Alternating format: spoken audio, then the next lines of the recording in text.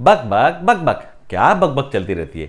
दोस्तों, मैंने एक नया ट्रेंड नोटिस किया है कि एक जमाने में जैसे पत्नियां एक दूसरे की पालतू बिल्ली, कुत्ते, खरगोश, सर्वेंट्स एक्सेट्रा को आपस में कंपेयर किया करती थी, ठीक वैसे ही आजकल वो एक दूसरे के पालतू हस्बैंड, मेरा मतलब कि धर्म पति को कंपेयर करने लगी है।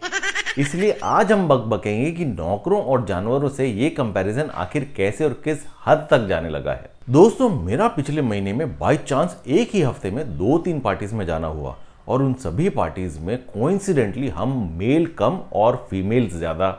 ऐसे में जाहिर सी बात है वो पार्टीज किटी पार्टीज में कब बदली किसी को पता ही नहीं चला।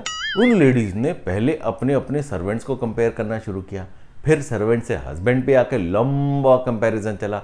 एक बोली मुझे तो रोज सुबह मेरे हब्बी के हाथ की चाय पीने की आदत है, तो दूसरी बोली मैं तो अपने हस्बैंड के बनाए खाने की फैन हूँ, बस एक चुटकी बजाओ आपका मनपसंद खाना आपके सामने हाजिर हो जाएगा। तो तीसरी बोली चुटकी बजाने पे तो मेरे हब्बी भी तुरंत रिएक्ट करते हैं, चाहे कितनी भी गहरी नींद में हो, बस एक चुटकी और मेरे पैर दबाना शुरू।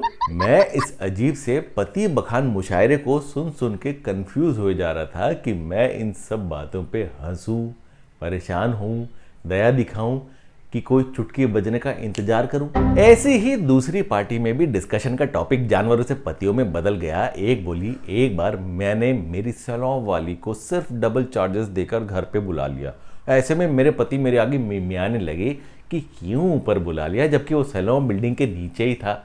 मैंने प्यार से जरा सा उनके सर पे हाथ क्या फेरा, बस एकदम चुप हो गए और फिर से किचन में जाकर बर्तन मांजने लगे। तो इस पे दूसरी बोली मेरे पति ने लास्ट ईयर पूरे 15 दिन का वर्ल्ड टूर प्लान किया था।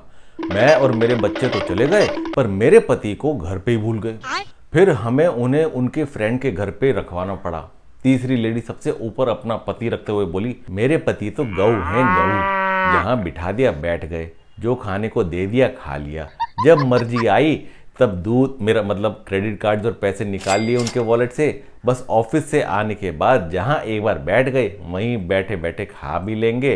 और उसकी बात बीच में काटते हुए एक और लेडी ने तो ओपनली हम मर्दों को अपनी औकात बता दी। और मेरे पति ऐसे नहीं है ना, उन्हें तो चाहिए कि हम दोनों हर रोज शाम को सोसाइटी में टहलने जाए, क्योंकि उन्हें वहां आस पड़ोस के पालतू कुत्तों के साथ खेलना बहुत अच्छा लगता है। वे कई बार कह भी चुके हैं कि एक डॉगी अडॉप्ट कर लेते हैं, but it is me who resist saying I can't manage them both together, you know what I mean.